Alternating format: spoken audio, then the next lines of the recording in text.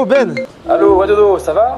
Ouais, ça va et toi? Tranquille, tu fais quoi de beau? Bah écoute, là je suis au carrière fair de Gem, comme tu peux voir. Ah bon? Mais il se passe quoi? Bah écoute, c'est un événement sur 2 jours, énormément d'entreprises, des étudiants. On va couvrir l'événement avec PGE, ça va être génial. Ah, tu m'as même pas dit. Non, mais tu peux venir si tu veux. Allez, j'arrive. Allez, let's go, on t'attend. Benjamin va nous rejoindre, c'est parti. Je vous emmène avec moi au carrière fair, un événement qui se passe sur 2 jours à Grenoble École de Management, des entreprises de folie qui vont venir. Vous l'avez compris, je vais pas être seul, je vais être accompagné de Benjamin, cofondateur avec moi de Plein de Grandes Écoles. Ça va être une journée de folie. On va interroger des recruteurs, des étudiants, des opérationnels et la direction de l'école. C'est parti, je vous emmène avec moi.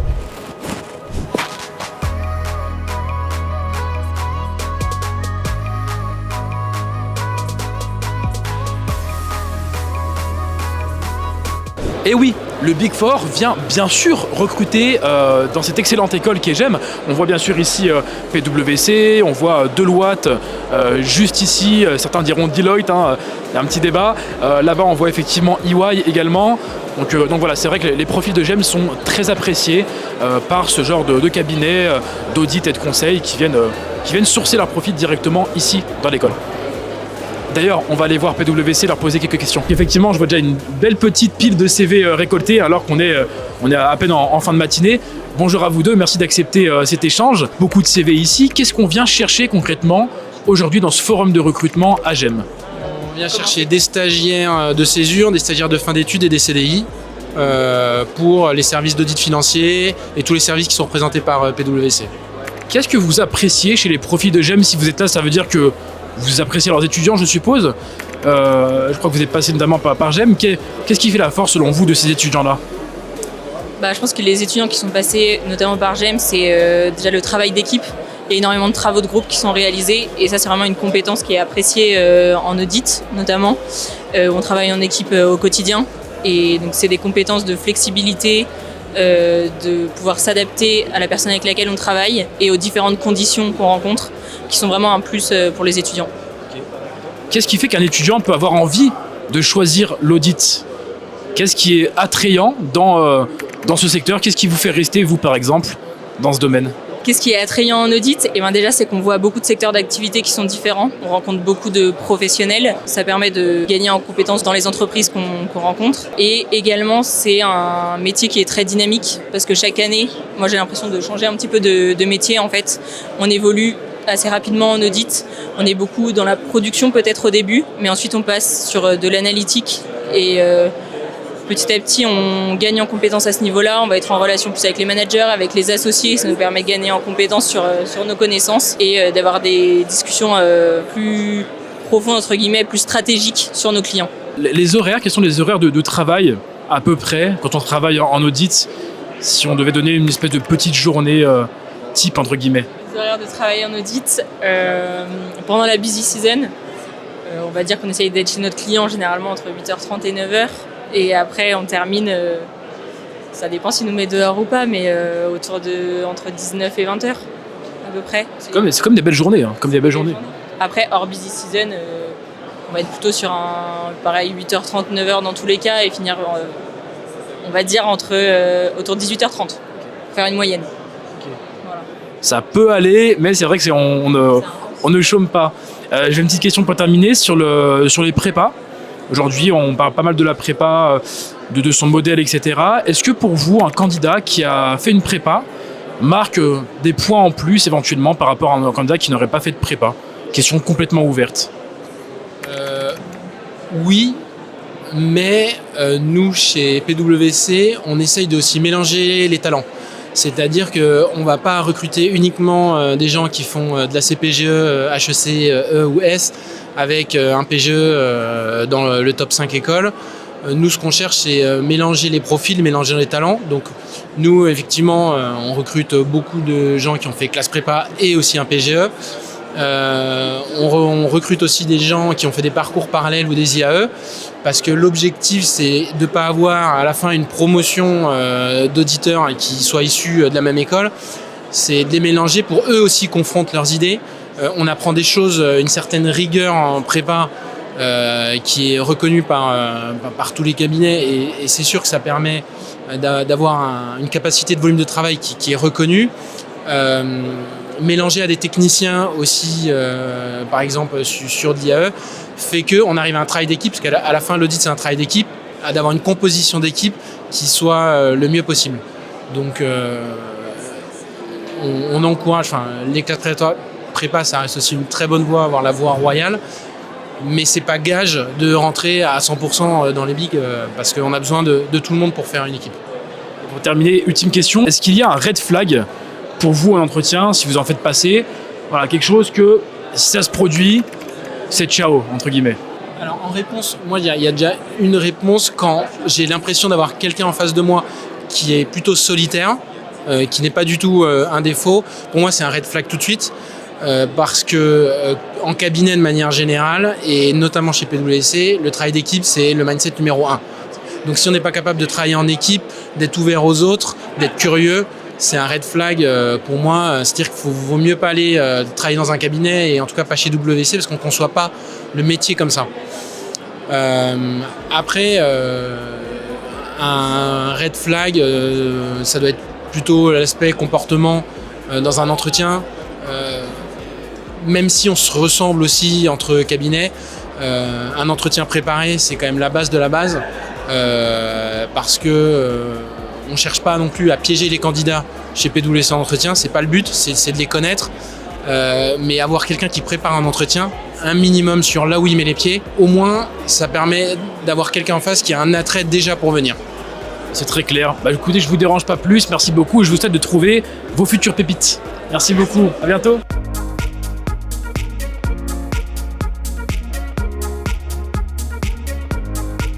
Donc on est avec deux Gémiens, donc Enguerrand et Mathieu. Donc là, vous faites la queue actuellement pour CMA CGM. Qu'est-ce que vous êtes venu chercher au Carrière Fair? Et là, plus spécifiquement au sein de CMA. Je commence par toi, Mathieu.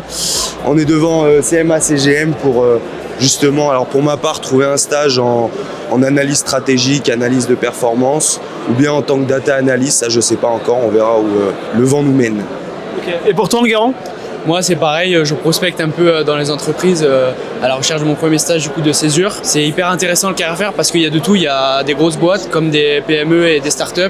Du coup, c'est aussi hyper intéressant parce qu'ils proposent vraiment beaucoup d'offres.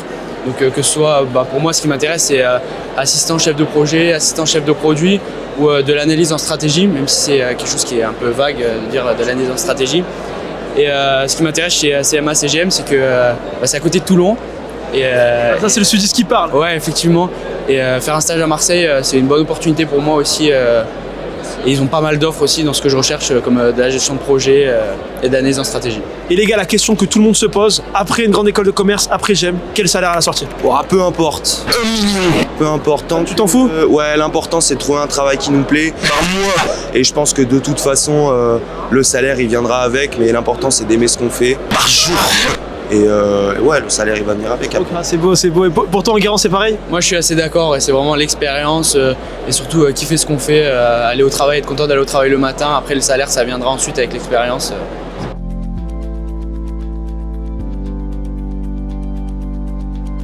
Bonjour, merci de répondre à nos questions. Est-ce que vous pourriez nous présenter déjà un petit peu l'entreprise, un grand nom quand même qui est assez connu de nom. Concrètement, qu'est-ce qu'on fait chez Schneider? Alors bonjour, tout d'abord, Schneider Electric, c'est relativement vaste à expliquer en quelques phrases, mais bon, faut vraiment retenir que c'est le leader dans tout ce qui est gestion de l'énergie.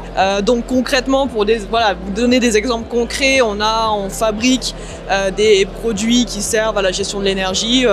Peut-être le plus connu, le plus parlant pour tout le monde, c'est le disjoncteur. Par exemple, donc on les produit, on les vend à nos clients, soit en direct, soit on passe par des intermédiaires via de la distribution. On est aussi très bon dans tout ce qui est software, logiciel, de gestion de l'économie d'énergie. Donc c'est vraiment très important et c'est des sujets d'actualité quand on a beaucoup de nos clients qui souhaitent réduire leur consommation d'électricité.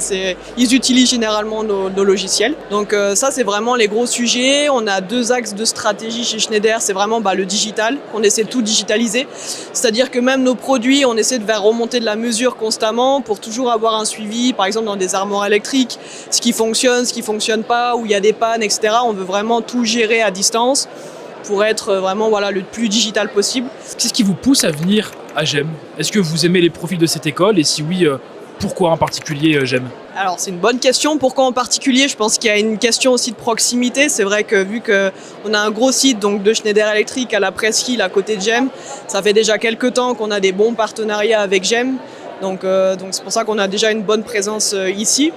C'est vrai qu'on a souvent, je pense, des bons profils qui sortent de cette école qui est quand même réputée. Donc c'est vrai que pour Schneider, c'est tout, je dirais, dans le bénéfice de recruter ici et de venir ici.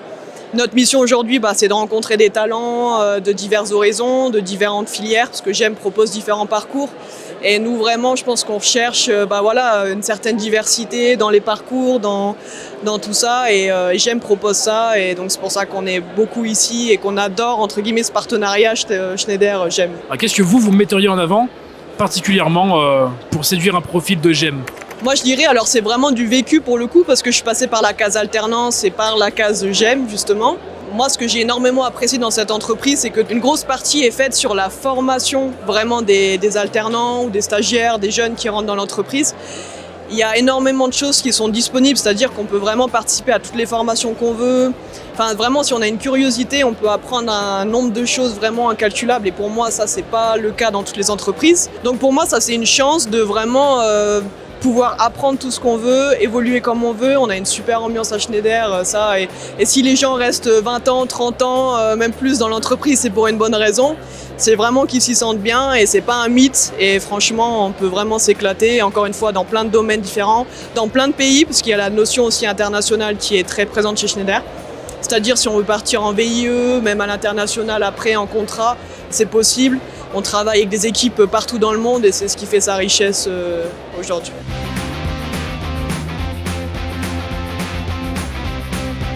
Donc là, on est devant Groupe SEB, donc on voit qu'il y a énormément d'acteurs régionaux qui sont présents, énormément d'entreprises différentes, des cabinets de conseil, des cabinets de grande distribution, d'agroalimentaire et d'autres thématiques. Donc on va voir un petit peu Groupe SEB qui est d'ailleurs un partenaire de GEM sur les thématiques liées à la diversité, l'inclusion et le handicap. Je vous amène avec moi, en tout cas leur stand est magnifique. Let's cook your future. Bonjour Caroline, donc présente ici pour représenter le Groupe SEB. Est-ce que vous pouvez vous présenter Caroline en quelques mots ? Bonjour à tous, donc Caroline, je travaille sur le site industriel du groupe SEB à Rumilly et je suis chargée de mission RH et référente handicap. En quoi consiste votre métier, Caroline, plus particulièrement ? Je recrute déjà des stagiaires et alternants pour le site de Rumilly, qui est donc le siège social de la société Tefal et également le siège mondial de l'activité article culinaire du groupe SEB. Et en parallèle, j'ai également la mission d'accompagner chaque collaborateur pour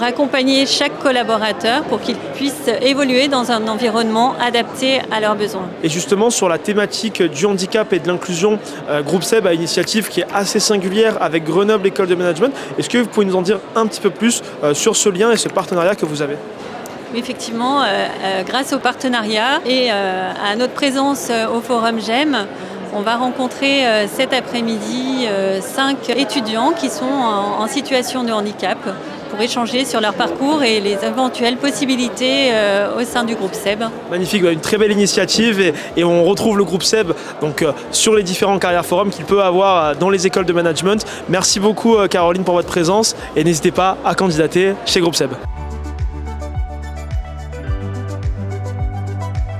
On est avec Alice, donc, qui est référente handicap, inclusion et diversité au sein de GEM. C'est un enjeu majeur pour les entreprises.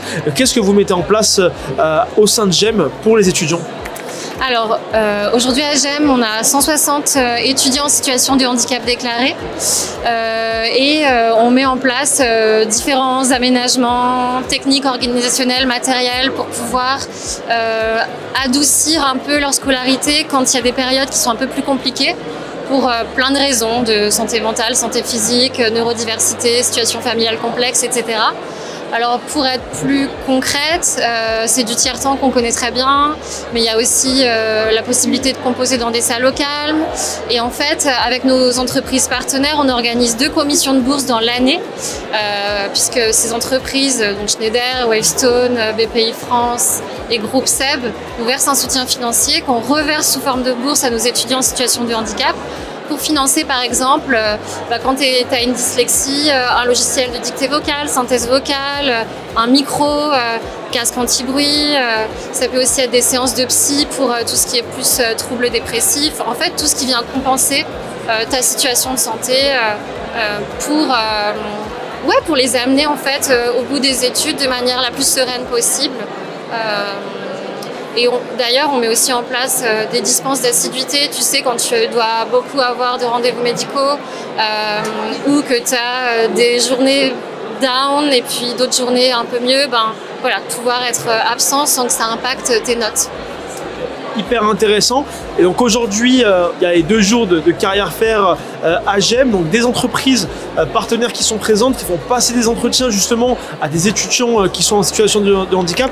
Comment vous arrivez à entretenir ce lien avec les entreprises partenaires et qui plus est dans un événement et une journée comme le carrière faire? Oui, alors le carrière faire, c'est vraiment le point culminant de tout notre travail. J'adore cette journée-là pour ça. Les partenaires handicap, en fait, c'est vraiment des partenariats de longue durée. Schneider, ça fait plus de 10 ans. BPI, ça fait 4 ans. Wavestone, ça fait 4 ans. Groupe Seb, là, ça fait 2 ans. C'est des partenariats qui sont intéressants parce que c'est sur du moyen terme que ça marche. Ils rencontrent nos étudiants en L3 et ensuite ils se recontactent en M1 et ensuite ça transforme. On est vraiment dans des relations, dans ce job de proximité, nous, parce qu'on est 2 dans le service avec les étudiants, et de relations de proximité avec les référents handicap des entreprises partenaires, avec un état d'esprit qui est le même. C'est un travail qui commence chez nous, tu vois, par exemple par rapport à la RQTH, la reconnaissance en qualité de travailleur handicapé, qui est pas joli mot, mais en fait, ça, c'est vraiment un atout pour mettre en place des aménagements. Et ça, nous, on commence cette sensibilisation avec nos étudiants qui continuent généralement en entreprise. C'est très chouette de travailler de manière vraiment rapprochée comme ça. Merci beaucoup Alice. Avec plaisir, merci. C'est quoi un petit peu ces entreprises, les secteurs d'activité qui t'ont plu? Alors pour moi c'était plutôt de la finance et tout ce qui était conseil en entreprise. Conseil en management, audit aussi peut-être potentiellement, tout ce qui touchait autour du cabinet de conseil, c'est ça? Oui, mais c'était plutôt en direction des banques de détail. D'accord, ok. Alors je me retrouve avec Margot. Margot, bonjour, merci d'accepter ces quelques questions. Margot, tu es senior manager consultante ici chez EY. Première question que j'aimerais te poser, est-ce qu'il y a pour vous un red flag, un entretien, voilà vraiment quelque chose qui se passe et qui pour vous c'est stop, on arrête le process? Un no-go. Ce qui peut être vraiment un red flag, un no-go, ça va être des profils qui ne sont pas naturels et en fait ça se voit. Dès qu'une personne s'invente un rôle, ment sur son CV, là ça se voit tout de suite. Des personnes qui sont un peu trop imposantes, qui prennent un peu trop le lead, qui sont un peu en mode shark, ça aussi on n'aime pas trop parce que c'est pas des profils avec qui on a envie de collaborer au quotidien. Voilà, ça peut être ça comme exemple de red flag. Okay. Et inversement, bien sûr, qu'est-ce qui est valorisé au cours d'un entretien? Du coup, à l'inverse, on cherche vraiment des personnes avec qui on se projette au quotidien. Donc, des personnes qui sont curieuses, qui posent des questions, qui ont fait quelques recherches sur EY et sur notre métier. Ça, c'est un plus parce que ça prouve qu'ils sont vraiment intéressés. Et voilà, c'est une question de feeling, une personne qui est souriante, avec qui on va parler d'autres sujets. Par exemple, une personne qui fait du golf, on va parler de golf. Voilà, la conversation va tourner ailleurs ne va pas tourner que sur le boulot. Voilà, c'est une question de feeling. Aujourd'hui, donc, vous êtes ici à GEM. Qu'est-ce qui vous pousse à venir chez GEM, à recruter ces étudiants-là? Qu'est-ce qui vous plaît chez des étudiants de GEM, par exemple? C'est toujours des très bons profils. Toutes les personnes qu'on rencontre sur le forum, c'est des personnes qui savent où elles veulent aller, qui sont intéressées par nos métiers. Et ça, vraiment, tous les ans, c'est des profils qu'on retrouve. C'est aussi, de par vos expériences associatives, c'est des choses que nous, on retrouve aussi chez nous parce qu'on a beaucoup d'associations chez EY et sur des sujets environnementaux, inclusion, etc. Et ça, c'est des choses sur lesquelles vous avez votre association, par exemple, Impact, des choses sur lesquelles les étudiants de Grenoble se retrouvent aussi beaucoup dans nos valeurs d'EY, donc on apprécie ça. On parle pas mal de la prépa actuellement, le monde de la prépa est un petit peu chamboulé, voilà, il y a des remises en question. Est-ce que pour vous, un candidat qui est passé par une prépa a un petit truc en plus, pour reprendre un des films du box-office de cette année, voilà, est-ce qu'il y a un petit truc en plus à faire une prépa ou non, selon vous? Alors, je vais répondre en prenant mon propre exemple. Je n'ai pas fait de prépa. J'ai fait un DUT GEA à l'époque. Et ensuite, j'ai fait une école de commerce, donc pas GEM, mais une autre école de commerce. Et je pense que j'avais autant mes chances qu'une personne qui avait fait une prépa. Alors, oui, ça apprend d'autres aspects, peut-être un peu plus de rigueur, un peu plus de réflexion, de choses comme ça, mais je pense que tous les profils ont leur chance et il ne faut pas se fermer parce qu'on a fait ou pas une prépa. Voilà. Les AST sont aussi les bienvenus dans les cabinets du Big Four. Tout à fait. Et il y en a plein dans nos équipes.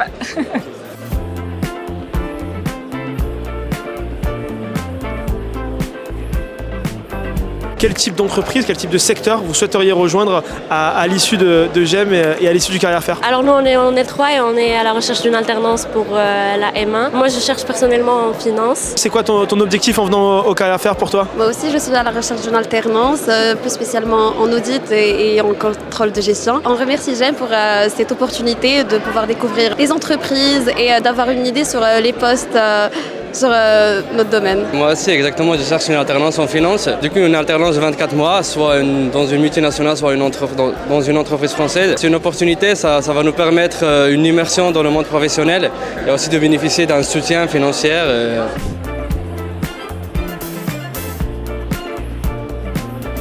Anne-Laure Oudinot, on ne la présente plus, directrice du programme Grande École de Grenoble École de Management. Anne-Laure, donc là il y a le Carrière Fair, il y a énormément d'événements carrière liés à l'employabilité durant tout le parcours de l'étudiant au sein du PGE GEM, et j'ai envie de te poser la question sur les chiffres. À la fin de Grenoble École de Management, quelle insertion, quel salaire à la sortie? Est-ce que tu as des chiffres clés sur l'après-GEM? Bien sûr, j'ai ces chiffres clés, donc bonjour à toutes et à tous. Alors les chiffres clés, c'est que 98% de nos étudiants ont un emploi à 6 mois, donc on est quasiment sur une insertion qui est optimum. Après, c'est des gens qui vont faire des choix de carrière différents, continuer à se former, petits voyages, etc. Des petits voyages, et ils ont bien raison. On est d'accord. Et sur le salaire de sortie, on était l'année dernière, donc sur la promotion sortie en 2023, aux alentours, on avoisine les 47 000 euros de salaire de sortie. Et 63% de nos diplômés, en tout cas de nos étudiants qui sont sortis, travaillent majoritairement en lien avec l'international. Que ce soit en France, avec des sujets internationaux, ou alors directement à l'étranger. Exactement, sur ces sujets-là. Donc 63%, c'est assez énorme. Et aussi une spécificité de GEM, c'est que GEM, top 7 historique, place énormément d'étudiants dans des métiers très corporate, audit, finance, comptabilité. Est-ce que tu as des chiffres sur ces sujets-là? Alors on sait que 44% donc, de cette promotion de diplômés 2023 vont être dans ces métiers de finance, compta, conseil, etc. Et on va avoir un petit 25% qui va être plus sur les métiers du marketing, de la com, de l'événementiel. Et bien sûr, après, tous les autres métiers vont être représentés, bien sûr les achats, la supply chain, les RH, le luxe, voilà quelques éléments d'insertion. C'est vrai qu'on le voit, énormément de très très beaux cabinets présents directement au Carrière Fair de GEM, événement dans lequel on se trouve aujourd'hui. Capgemini, BPI France, énormément de cabinets du Big Four, PwC, EY, Grant Thornton. Donc voilà, ça montre encore une fois que GEM est une école plébiscitée par les entreprises les plus prestigieuses. Merci Anne-Laure. De rien, merci beaucoup et bon forum.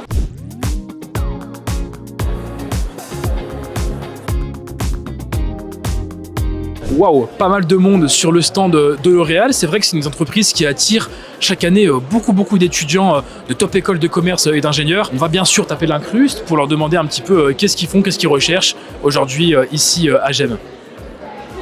J'ai pu m'incruster au stand de L'Oréal. Effectivement, je voyais pas mal de monde, donc ça m'interpellait. Je voulais absolument venir vous poser des questions. Une petite pause. Concrètement, vous êtes ici aujourd'hui chez GEM pour venir sourcer, recruter des étudiants. Mais est-ce que les étudiants de GEM sont pour vous des profils intéressants dans vos recrutements? Alors bien sûr, je suis forcément bien placé pour le dire. Je travaille moi-même en ressources humaines du coup au sein du groupe L'Oréal et je suis un ancien étudiant de GEM pour le coup, donc diplômé en 2021. Ça fait 4 ans du coup que je travaille dans le groupe L'Oréal et Grenoble fait partie des écoles qui intéressent particulièrement le groupe où on fait un grand nombre de recrutements parce que c'est une formation qui est assez générale et donc on a des profils qui sont très différents, certains profils étrangers aussi et avec notamment des possibilités de faire de l'alternance qui sont des choses qui nous intéressent beaucoup en règle générale. Okay. Sur quel type de poste vous venez recruter aujourd'hui? Parce que L'Oréal, c'est un groupe, c'est large, il y a différents métiers divers et variés. Aujourd'hui, voilà, quels sont les métiers sur lesquels vous venez recruter? On vient recruter sur des métiers très différents, aussi bien des ressources humaines que du marketing, de la supply chain, de la finance, des métiers commerciaux, les sales aussi en règle générale. Je pense qu'il ne doit pas y avoir un parcours de GEM ou une spécialité qui n'existe pas au sein du groupe L'Oréal qui est si diversifié. Donc on a vraiment un portefeuille d'offres assez important. Ok. Et qu'est-ce que vous appréciez chez un profil en général quand vous recevez un CV, ce qui est votre cas en tant que recruteur, où vont vos yeux concrètement? Ils se posent sur quoi en priorité? Et quels sont les éléments sympas à voir dans un CV que vous recrutez? Alors c'est un élément assez personnel par définition, puisque le recrutement ça dépend aussi un tant soit peu du recruteur, de la personne qui le reçoit. C'est un peu une espèce de conversation avec le CV. Personnellement, j'aime les CV qui sont clairs. On a assez peu de temps à consacrer à l'étude de chaque CV. En plus, chez L'Oréal, ils sont tous regardés individuellement. On n'a pas d'aide particulière. Pas de machine, par exemple. Pas de machine, pour le coup. Ça sert à rien d'écrire en blanc et de faire des mots-clés comme ça dans les CV.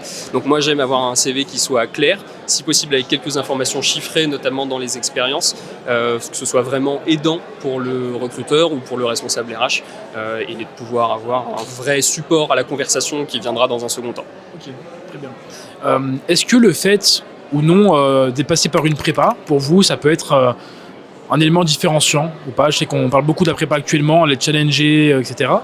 Est-ce que vous, ça fait marquer des points ou pas forcément?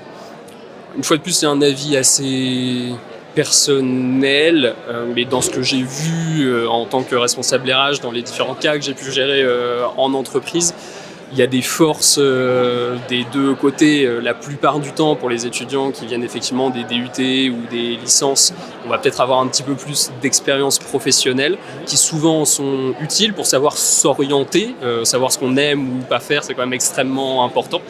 Mais en même temps, quelqu'un qui aura fait une classe préparatoire a quand même effectivement vu des choses différentes en cours, et même si elles sont peut-être un petit peu moins applicables rapidement en entreprise, c'est vrai qu'il y a quand même des compétences qui sont développées pour le coup. Moi, ayant fait un DUT, je les connais moins, mais on va retrouver en fait exactement la même chose sur un profil sortant de prépa ou de DUT. C'est justement le but de la formation de GEM, d'arriver à un niveau assez commun, et ensuite chacun mène un petit peu sa barque en fonction de ses expériences, de ce qu'on aime faire et de ses forces.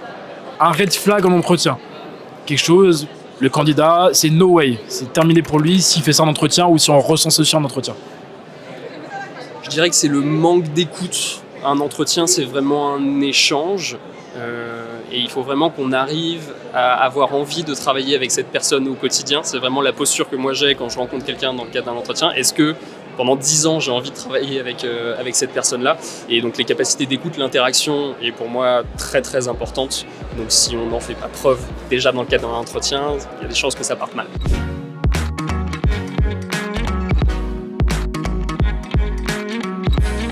Quel est votre objectif numéro 1 en venant aujourd'hui au forum de recrutement de Grenoble École de Management? Principalement être au contact d'entreprises, pouvoir leur parler de notre projet, voir les offres qu'ils ont à proposer, et éventuellement déposer des CV et avoir des réponses. Donc c'est seulement pour ça que je pense qu'on est tous là. Moi, c'est surtout pour trouver un stage qui est obligatoire dans mon parcours de 2 à 3 mois, ou un CDD. Donc j'essaye de rencontrer les professionnels et de déposer des CV aussi. Est-ce qu'il y a une boîte, un secteur d'activité, un métier en particulier qui vous ferait rêver à obtenir justement en stage, en alternance dans le cadre de votre cursus à GEM? Ouais, carrément. Moi, j'hésite un peu entre la RH et la supply logistique. Ça n'a rien à voir, mais c'est des domaines que j'aimerais bien creuser, et c'est pour ça aussi que je veux faire un stage, pour creuser, voir si qu'est-ce qui me plaît éventuellement pour faire une alternance après. Pour moi, plutôt le secteur financier, donc plutôt les banques. C'est vrai que j'ai pas eu l'occasion de faire de stage en banque encore. J'ai déjà fait en private equity, mais pas en banque, donc c'est pour découvrir. Après, je suis ouverte aussi à plein d'autres choses parce que je sais pas encore exactement ce que je veux faire, donc ça peut être à la fois du commerce commercial, etc. Donc en vrai, je sais pas encore, mais plutôt la finance.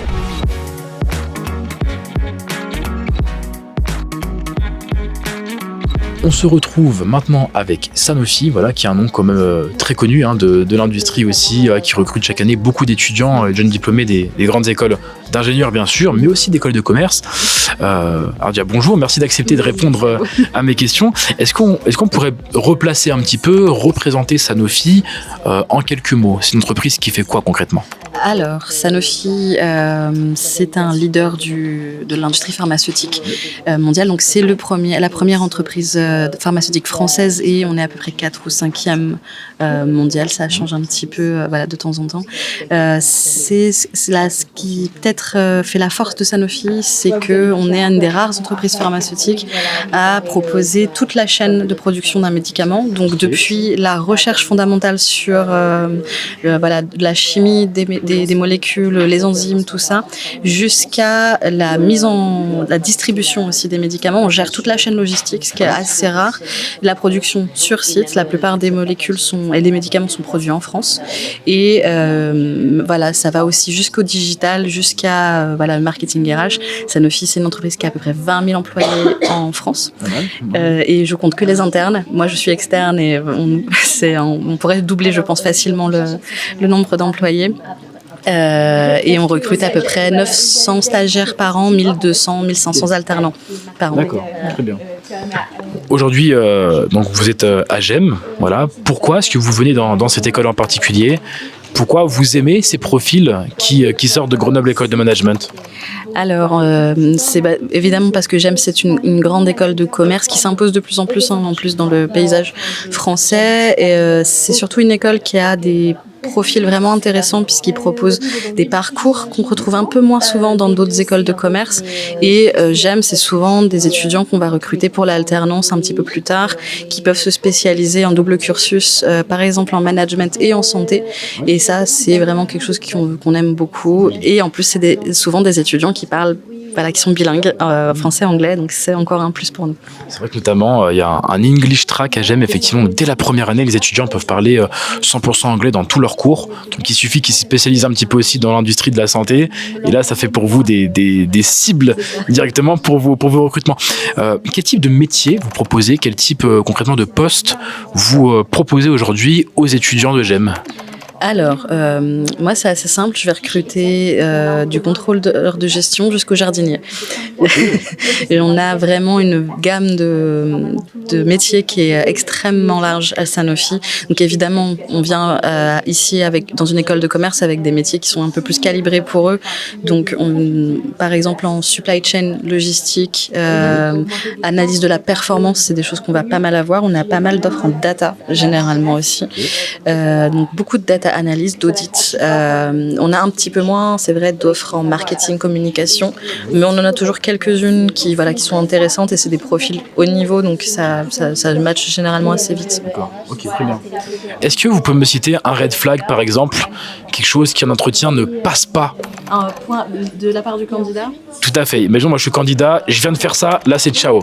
Il y a un petit truc, mais bon, c'est pas rédhibitoire non plus, mais c'est quand à la place de parler de patients, les candidats parlent de clients. Tout à fait. Et c'est un petit peu, je me dis qu'ils ont peut-être un petit peu pas bien compris ce qu'on fait, parce que Sanofi s'est tourné vers les patients.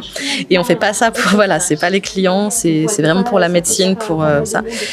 C'est pas vraiment un red flag, mais c'est une chose qu'on va noter, qui jouera un petit peu moins en leur faveur. Tout à fait. Au contraire, qu'est-ce qui fait un bon candidat pour vous en entretien, par exemple ? Un bon candidat, c'est un candidat qui s'est projeté en fait dans le poste et qui vient pas faire un entretien standard entre guillemets. Donc il a un peu analysé la fiche de poste, les missions, et il s'est projeté dans les missions et il va arriver avec plein de questions. Et ça, c'est vraiment le meilleur signe. Ça veut dire qu'il a compris ce qu'on faisait, il a envie de comprendre encore plus et il est curieux, il est motivé. Nous, c'est vraiment ça qui fait la différence. C'est à quel point les gens en veulent, les gens sont intéressés par ce qu'on fait, s'ils posent beaucoup de questions, s'ils ont des envies, s'ils ont des choses particulières à voir. Une bonne présentation, ça se fait en 5 minutes. Pas besoin de parler trop longtemps, pas besoin de faire des grands discours. Faut être synthétique et souriant, toujours. C'est la base. Ah ouais, l'environnement de travail est important. Merci beaucoup. Merci.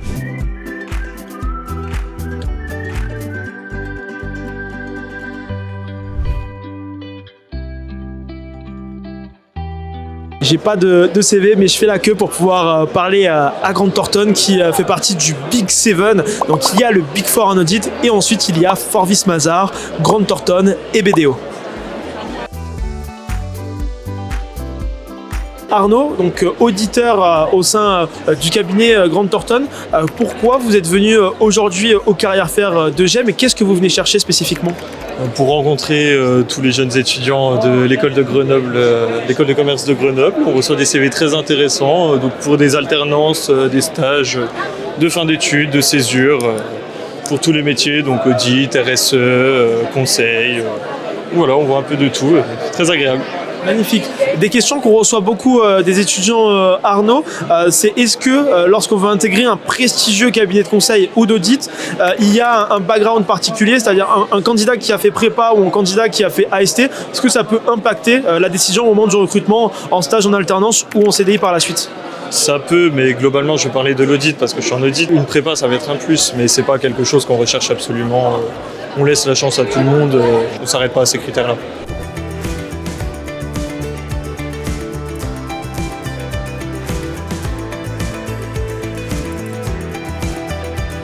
On ne fait pas effectivement que des pneus, même si c'est l'image qu'on endosse volontiers. Michelin, voilà, Michelin qu'on retrouve aujourd'hui au forum de GEM.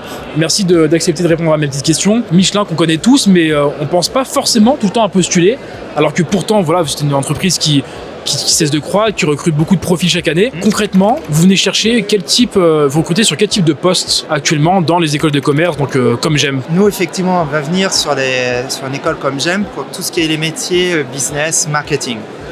Mais par contre, on a aussi des opportunités dans d'autres domaines. Ce qu'on va dire corporate, les supports, gestion, finance, audit, RH, communication. Mais voilà, notre cœur de métier, ça reste quand même tout ce qui est autour du business. Principalement dans le business, on va plutôt le scinder en deux parties. On va avoir la partie force de vente pure. Donc là, ça va être aller au-devant de nos clients. Donc c'est une relation B2B. Donc il va consister à vendre les produits Michelin, mais pas seulement. Aussi accompagner. On est bien dans une relation un peu de partenaire avec nos clients. Donc ça va être d'une part vendre le produit, le promouvoir, parce qu'on reste quand même une entreprise qui innove constamment et c'est important de passer le message, et aussi être un partenaire pour nos clients dans la façon de vendre. En quoi il est intéressant pour eux de se fournir en Michelin, de le promouvoir auprès des consommateurs, et où est son intérêt, notamment en termes de marge. Et après, il y a aussi une autre partie qui va être justement déployer les offres commerciales qu'on peut leur proposer et les différentes animations qui parcourent toute l'année. Donc ça, c'est vraiment la partie front office, directement avec nos clients. Et après, il y a la partie plutôt typée stratégie. Donc là, on est avec les Key Account Managers, les responsables enseignes. Et là, on va vraiment être en amont de ce processus qui va être justement où est-ce qu'il est important de développer des parts de marché, où est-ce qu'il est important d'être plus présent et quelles sont les actions qu'on va mettre en place. Donc c'est vraiment cette partie stratégique et déploiement qu'on va répercuter justement aux fameuses forces de vente que pour ensuite vont le déployer sur le réseau. Qu'est-ce que vous appréciez chez les profils de cette école en particulier? Nous, aujourd'hui, on trouve des profils très intéressants et notamment sur les doubles cursus. Ça peut être je suis ingénieur, mais je viens chez GEM pour me former sur la partie management, gestion de projet, accompagnement. Sur nous aussi, sur la stratégie, ce qu'on disait, c'est très mouvant aujourd'hui, donc il faut qu'une entreprise doit être capable de s'adapter. Nous, c'est des profils qu'on apprécie énormément.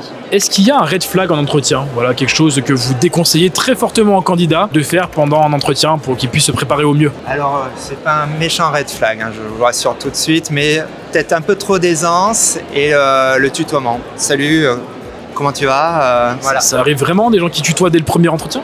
Oui, ça arrive. De plus en plus, ouais.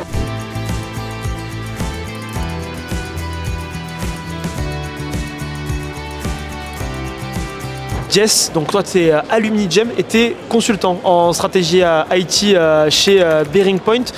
Qu'est-ce que tu fais concrètement? Ça consiste en quoi ton métier? Alors mon métier, ça consiste, comme les médecins, ça consiste à faire un diagnostic généralement chez les clients. Et une fois qu'on a fait un diagnostic, on met en place un plan d'action généralement. On ne va pas forcément jusqu'à la mise en œuvre, parce que moi je suis dans l'équipe IT stratégie, c'est-à-dire que je suis surtout sur la partie strat. C'est-à-dire que je vais accompagner dans la définition des plans stratégiques, des feuilles de route, des schémas directeurs sur ce genre de sujet. Ça, il y a une pyramide dans le domaine du conseil où en fait il y a toute la strate qui est en amont et après ça descend avec la partie management, opérationnel et implémentation. C'est génial. Quels sont les profils que vous recherchez chez Bearing Point? Demain, voilà, les étudiants, les candidats qui nous regardent, qu'est-ce qu'ils doivent savoir avant de candidater chez vous? Moi je dirais que ce qui prime le plus en fait chez Bearing Point, c'est surtout l'individu, c'est le caractère de la personne. Il faut être débrouillard, il faut être à l'aise à l'oral avec les personnes, mais également être dynamique, je pense. Et un grand sens de l'écoute, ce sont des qualités qu'on recherche très souvent dans le conseil.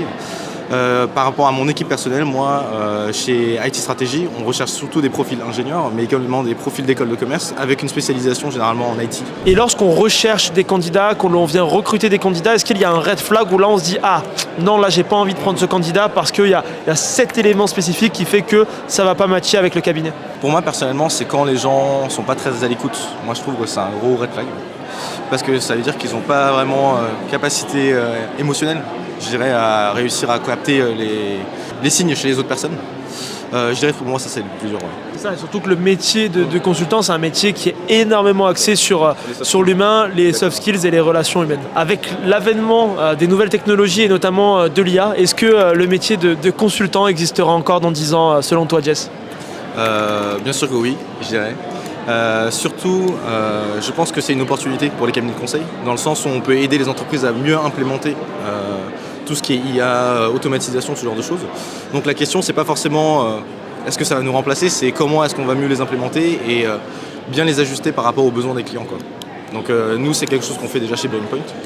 Et je pense que ça va être un secteur qui va continuer à être en croissance sur les années à venir. Et est-ce que vous regardez lorsqu'un étudiant candidate s'il vient de prépa ou s'il vient de la filière AST, est-ce qu'il y a un profil qui est privilégié parce qu'il y a un avantage par exemple d'avoir fait plutôt prépa ou plutôt AST ? Je dirais que peu importe, parce que ce qui compte en fait au final c'est le programme grande école selon mon point de vue. Moi personnellement j'ai pas fait prépa grande école, j'ai fait une prépa ENSK Champ des 2 qui était et du coup j'ai fait le concours admission sur titre 1 pour venir à GEM en... Toi t'as les deux casquettes, t'es AST et prépa. C'est ça, c'est un parcours un peu particulier ouais, mais du coup j'ai eu la chance de faire ce beau parcours, 50% prépa, 50% fac. Et ensuite ça m'a permis d'avoir une passerelle pour venir à GEM directement. Et j'ai pas eu à passer des concours prépa grandes écoles du coup. Super, merci beaucoup Jess. Ça y est, c'est la fin de ces 48 heures passées au Carrière Fair de GEM. J'espère que cette vidéo vous a plu. N'hésitez pas à commenter, liker, partager, donner de la force et surtout nous donner votre ressenti sur ce type de format. On a kiffé le faire avec Benjamin et toute l'équipe. Gros dédié à Max, à Arthur et à Was qui est avec nous sur ce tournage. Merci à GEM et à très vite sur Planète Grandes Écoles.